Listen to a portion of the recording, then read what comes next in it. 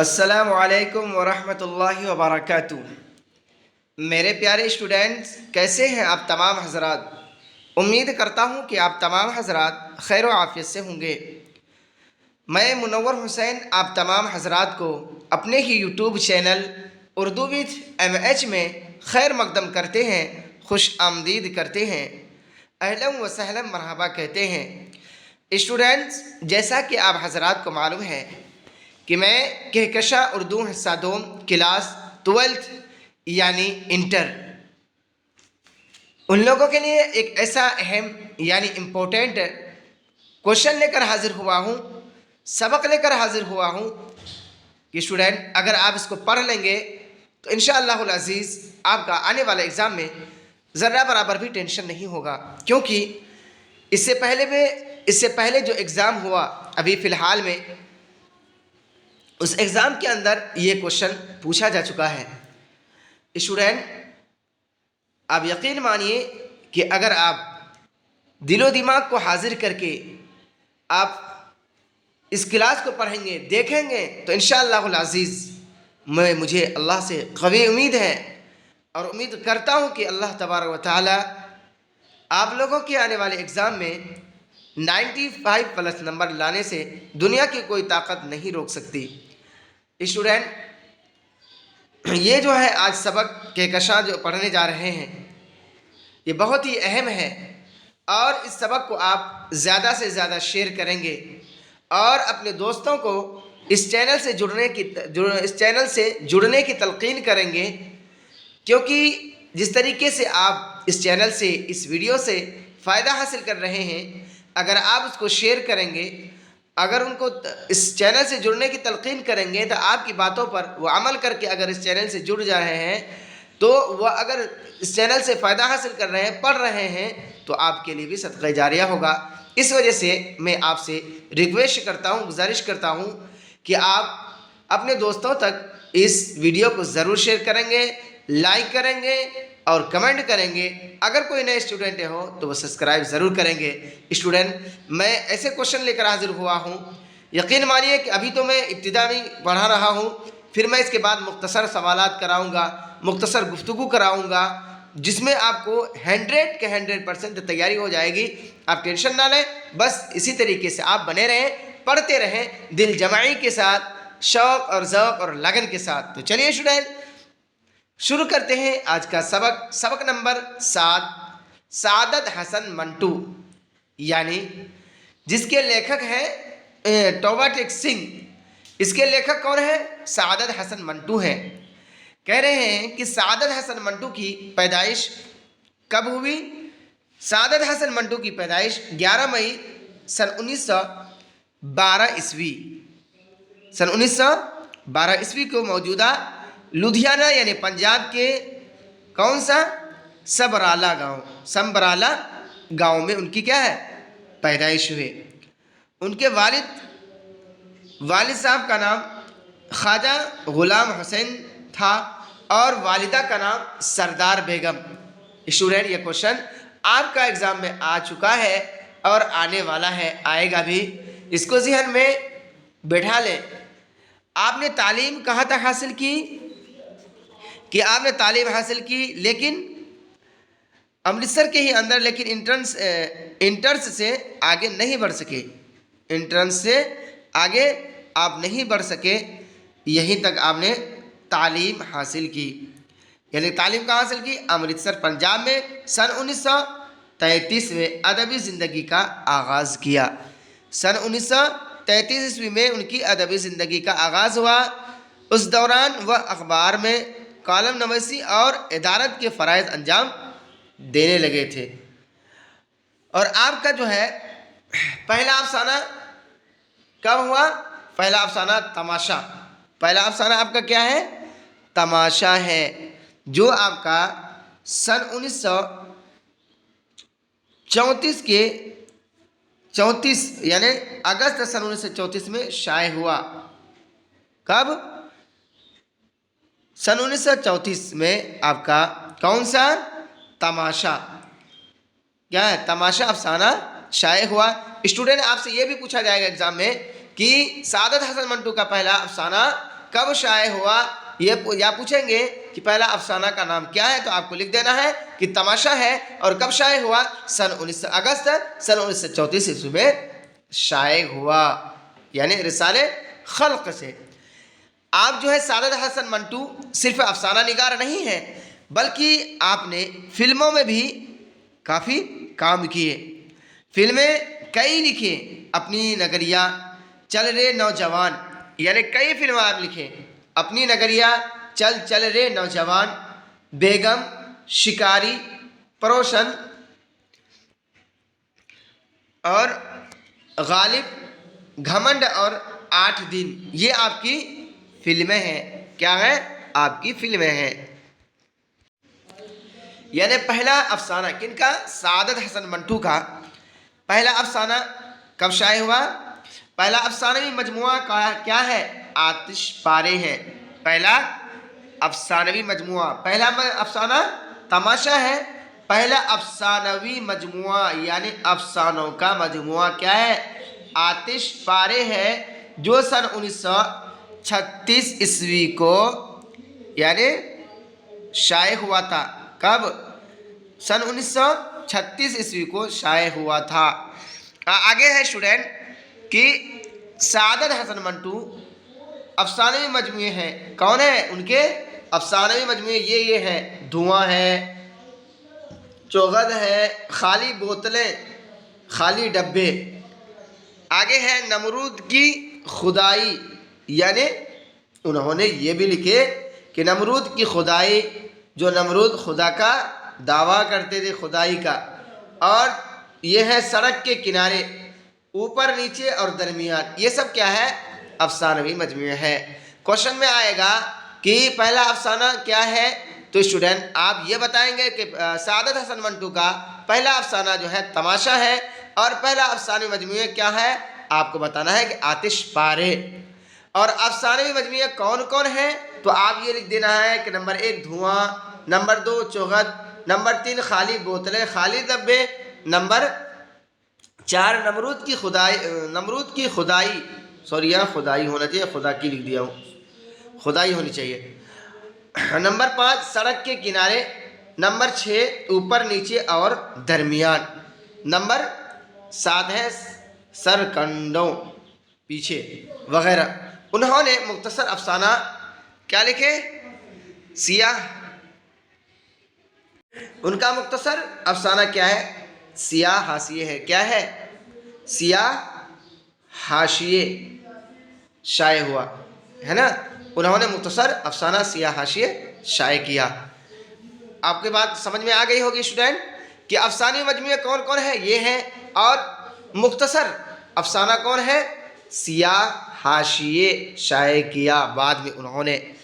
Student आगे है कि सन 1939 में, यानी 1939 में बेगम सफ़िया से शादी हुई। किनकी, सादत हसन मंटू की सन 1939 में बेगम सफ़िया से उनकी शादी हुई।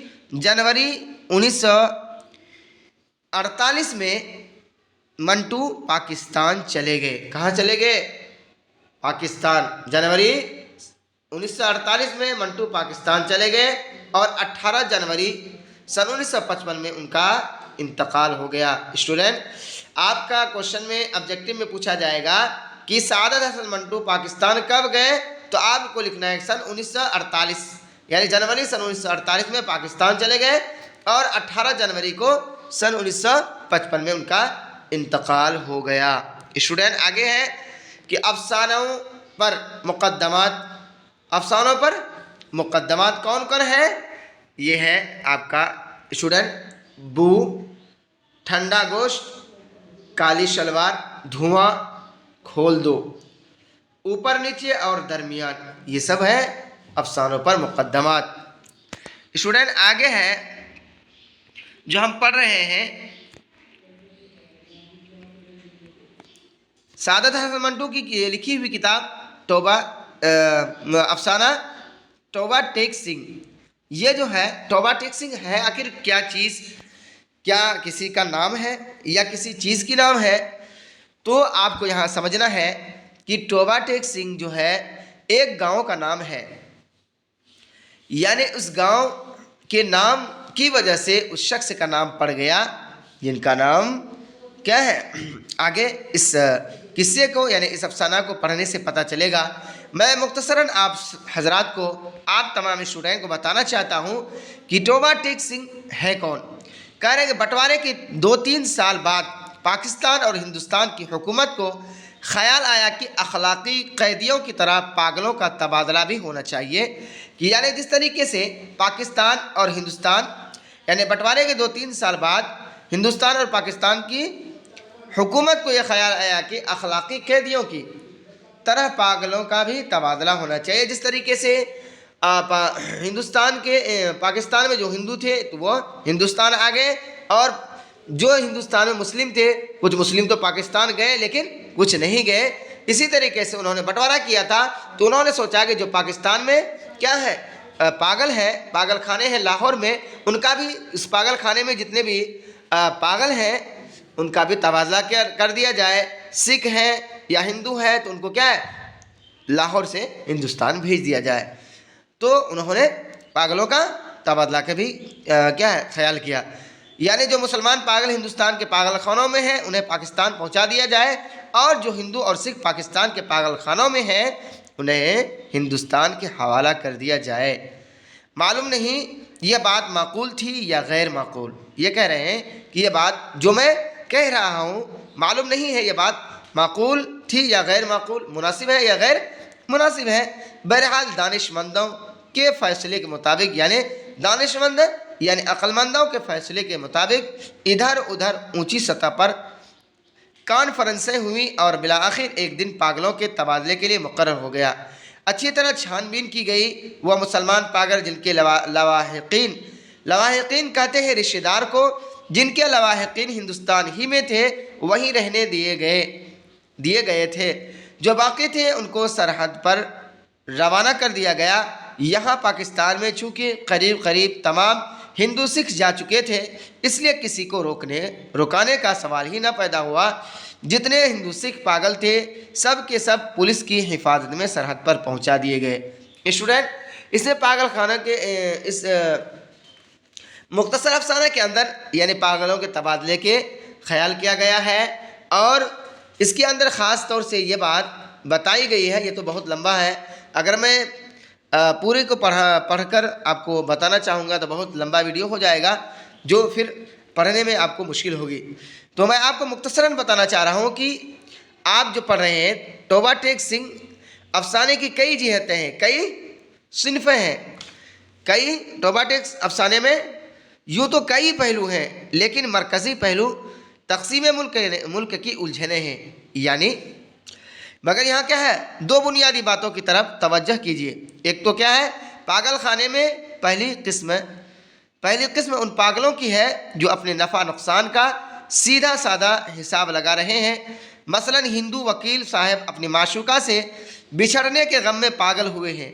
यानी एक हिंदू वकील है जो अपने माशूका के बिछड़ने के गम में पागल हुए हैं, लेकिन अपनी माशूका के वतन अमृतसर के बजाय लाहौर में रहने की ख्वाहिशमंद हैं, क्योंकि उसका जो है हिंदू वकील का वतन कहाँ है, अमृतसर लाहौर है। और जब हिंदुस्तान और पाकिस्तान का बंटवारा हुआ तो उसके माशूका का वतन कहाँ हो गया, अमृतसर हो गया, जो कि हिंदुस्तान में है, जिसकी वजह से वह पागल हो गए, है ना। इसका सबब यह है कि अमृतसर में उनकी प्रैक्टिस नहीं चलेगी, यहाँ मोहब्बत पर दौलत भारी पड़ती है। इसकी दूसरी मिसाल हम 2 एंग्लो इंडियन पागलों में देख सकते हैं। उनकी फ़िक्र अपने ब्रेकफास्ट को लेकर है, उन्हें बल्डी इंडियन चपाती नहीं चाहिए। दूसरी बात यह है कि पागलों की दूसरी जमात में वो लोग हैं जिन्हें अपनी मिट्टी अजीज़ है।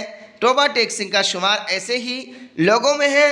टोबा टेक सिंह के अहलो अयाल यानी बाल बच्चे हिंदुस्तान रुखसत हो चुके हैं, यानी हिंदुस्तान जा चुके हैं। सरहद पर पागलों के बाहमी तबादले का मौका है, लेकिन एक पागल यानी टोबा टेक सिंह का ज़हन दिलो दिमाग सियासी तकसीम को कबूल नहीं कर पाता। यानी कह रहे हैं कि टोबा टेक सिंह का ज़हन दिमाग ये जो है तकसीम मुल्क को कबूल नहीं कर पाता है, और दोनों मुल्कों के दरमियानी हिस्से में वह दम तोड़ देता है। तीसरी बात यह है कि इस मफाद की जंग में वहशियों ने ना जाने कौन कौन से मजालिम ढाए, लेकिन तो मुख्तलिफ कौम से ताल्लुक़ रखने वालों की मोहब्बत में कमी नहीं हुई। फजल दीन और तोबा टेक सिंह की मुलाकात को इसी नज़रिए से देखना चाहिए। चौथी बात है कि बर्रे सग़ीर हिंदू पाक की पूरी तस्वीर इस अफसाने में देखी जा सकती है। मंटू एक जगह लिखते हैं कि पागलों की अक्सरियत इस तबादले के हक़ में नहीं थी, इसलिए कि उनकी समझ में नहीं आता था उन्हें अपनी जगह से उखाड़ कर कहाँ फेंका जा रहा है। और आखिरी बात यह है, क्या हमारे सियासी दानिश्वरों के जहन में पागलों जैसा कोई ख्याल पैदा नहीं हो सका? एक मुल्क को दो हिस्सों में बांटकर सरहद की दीवारें ज़रूर कायम कर दी गईं, लेकिन अक्सरियत अब भी ये समझ पाने में नाकाम है कि उन्हें अपनी जगह से उखाड़ कर कहाँ फेंका जा रहा है। यानी कि पागलों की दूसरी जमात में वो लोग हैं जिन्हें अपना वतन अजीज़ है। तोबा टेक सिंह का शुमार ऐसे ही लोगों में होता है। तोबा टेक के घर वाले और रिश्तेदार हिंदुस्तान जा चुके हैं। सरहदों पर पागलों के बाहमी तबादले का मौका, यानी कह रहे हैं कि इनमें कई तरह के पागल थे जो एक ज़ोरदार चिल्ला रहे थे। यानी जो इस मुल्क का यानी पाकिस्तान का बंटवारा किया वो कौन थे? मोहम्मद अली जिन्ना थे। और उस लाहौर के पागल खाने में एक मोहम्मद अली नाम से था जिन्होंने अपने आप को मोहम्मद अली जिन्ना होने का दावा किया था। यानी ये वाक़या बहुत दिलचस्प है। इंशाअल्लाह मैं आगे इंशाअल्लाह बताने की कोशिश करूँगा जब आखिरी में वीडियो डालूँगा। अभी तो मुख्तसरन मैं आपको बता रहा हूँ। स्टूडेंट आगे है मुख्तसर तरीन सवालात। ये है आपका बहुत ही इम्पोर्टेंट है। अगर आप इसको पढ़ लेंगे तो आपका आने वाले एग्ज़ाम में बहुत ही आसान होगा। ये क्वेश्चन आ चुका है इससे पहले वाले एग्ज़ाम में। सवाल नंबर 1 में है कि तोबा टेक सिंह किस शय का नाम है, यानी किस चीज़ का नाम है ना। मैंने शुरू में ये बतलाया था कि तोबा टेक सिंह किसी आदमी का नाम नहीं है बल्कि एक गांव का नाम है। क्या है जवाब? एक गांव का नाम है। इसी गांव की वजह से उनको निस्बत करते हुए तोबा टेक सिंह नाम उनको दिया गया। यानी उस पागल का नाम तोबा टेक सिंह नाम दिया गया इसी गांव की मुनासिबत की वजह से, निस्बत की वजह से। आगे है सवाल नंबर 2 में कि लाहौर पागल खाने की हिंदू और सिख पागल कहाँ भेजे जा रहे थे। अभी बतलाया ना, ये क्वेश्चन VVI है, आता है एग्ज़ाम में। तो आप सीधे से जवाब देंगे कि हिंदुस्तान भेजे जा रहे थे। यानी लाहौर के पागल खाने में जितने भी हिंदू और सिख थे सबको कहाँ भेजे जा रहे थे? हिंदुस्तान भेजे जा रहे थे। और हिंदुस्तान में जितने भी मुसलमान थे उसको पाकिस्तान भेजा जा रहा था। लेकिन उनमें से कोई क्या है, जिसका दिल चाहे तो पाकिस्तान गया और जिसका दिल नहीं चाहे तो हिंदुस्तान में ही रहा, जो अभी तक है और इंशाल्लाह क़यामत तक भी रहेगा। स्टूडेंट आगे है सवाल नंबर 3 में कि इस पागल खाने का नाम बताइए जिसने अपने उस पागल का नाम बताइए जिसने अपने मुतालिक मोहम्मद अली जिन्ना होने का ऐलान कर दिया था। यानी अचानक वो पागल खानों के अंदर ज़ोर शोर से ये ऐलान करने लगा कि मैं मोहम्मद अली जिन्ना हूँ, मैं हर एक का तबादला करा दूँगा। हर एक में चहमगोइयाँ होने लगी थी, हर एक ने अलग अलग राय पेश करने लगा था कि भाई हकीकत में तो मोहम्मद अली जिन्ना तो नहीं है। जब पता चला कि उनका नाम क्या है, सिर्फ मोहम्मद अली था, ना कि जिन्ना था। स्टूडेंट ये क्वेश्चन भी आएगा आपका एग्ज़ाम में। आगे है सवाल नंबर 4 में कि तोबा सिंह का असल नाम क्या था? क्या था? तोबा सिंह का असल नाम क्या था? तो आपको सीधा सा जवाब देना है कि बसंत सिंह था। क्या नाम था? तोबा टेक सिंह का नाम बसंत सिंह था। सवाल नंबर 5 में स्टूडेंट कि तोबा सिंह की मौत किस जगह हुई? तोबा सिंह की मौत किस जगह हुई? तो आपका जवाब होगा कि ज़मीन के उस टुकड़े पर जिसका कोई नाम नहीं था। यानी ज़मीन का उस टुकड़े पर हुआ जिसका कोई नाम नहीं था। यानी बड़ी मज़ेदार ये क्या अफसाना है। इसके अंदर कई तरह के पागल हैं जो कोई दरख्त पे चढ़ जाते हैं, जब उनसे कहा जाता है कि नीचे उतर जाओ, है ना, वो हिंदुस्तान जिंदाबाद के नारे लगाते हैं, कहीं पाकिस्तान जिंदाबाद के नारे लगाते हैं। ये ना कई तरह के पागल उस पागल खाने में थे। कहने पागल खाने में एक पागल ऐसा भी था जो खुद को खुदा कहता था। क्या कहता था? खुद को खुदा कहता था। उससे जब एक रोज़ बसंत सिंह ने पूछा कि तोबा टेक सिंह पाकिस्तान में है या हिंदुस्तान में है, यानी तौबा टेक सिंह से मुराद गांव। तो उसने हस्ब आदत कहा लगाया और कहा कि वह पाकिस्तान में है ना हिंदुस्तान में है। यानी कह रहे हैं कि पागल खाने में एक ऐसा भी पागल था जो खुद को खुदा कहता था। जब खुद को खुदा कहता था तो उस हिसाब से जब एक रोज़ क्या बसंत सिंह यानी तौबा टेक सिंह ने पूछा कि तौबा टेक सिंह पाकिस्तान में है या हिंदुस्तान में है, तो उसने हस्ब आदत कहा लगाया और कहा वह पाकिस्तान में है ना हिंदुस्तान में, इसलिए कि हमने अभी तक हुक्म नहीं दिया। बसंत सिंह ने उस खुदा से कई मरतबा बड़ी मन्नत और समाजत से कहा कि वह हुक्म दे दे ताकि झंझट ख़त्म हो, मगर वो बहुत मसरूफ़ था, इसलिए उसे और बेशुमार हुक्म देने थे। एक दिन तंग आकर वह इस पर बरस पड़ा। यानी कह रहे हैं कि कई तरह के इसमें पागल थे पागल खाने में, यानी कोई कुछ नारा दे रहे हैं, कोई कुछ का नारा दे रहे हैं। यानी बसंत सिंह ने फजलुद्दीन को एक नज़र देखा और कुछ बड़बड़ाने लगा। फजलुद्दीन ने आगे बढ़कर उसके कंधे पर हाथ रखा। मैं बहुत दिनों से सोच रहा था कि तुमसे मिलूं, लेकिन फुर्सत ही ना मिली। तुम्हारे सब आदमी खैरियत से हिंदुस्तान चले गए थे। यानी कह रहे हैं उनको सब्र दिला रहे हैं बसंत सिंह को कि आप ये टेंशन में ना रहें कि आपका अहल आयाल क्या है बेहतरीन अंदाज से हर सहूलत से सुकून से आराम से हिंदुस्तान चल बसे। तो चलिए स्टूडेंट, यहीं तक रहा आज का ये मेरा क्लास। इस क्लास के अंदर अगर आपको अच्छा लगे आप ज़्यादा से ज़्यादा शेयर करें, लाइक करें, सब्सक्राइब करें और बने रहें स्टूडेंट, क्योंकि मैं तन मन धन के साथ मैदान में उतर चुका हूँ और मैं उस वक्त तक दम नहीं तोड़ूंगा जब तक कि मैं आपको पूरी मुकम्मल तैयारी ना करा दूँ।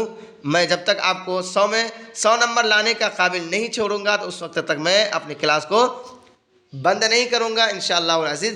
मेरी ये वादा है आपसे। मैं आप लोगों के लिए दुआ करता हूँ कि आप इस चैनल के लिए दुआ करें और आप अपने लिए भी दुआ करें। अल्लाह ताला जो भी हम पढ़ रहे हैं वो हमें याद रख के हमारे ज़हन को कुशादा करे।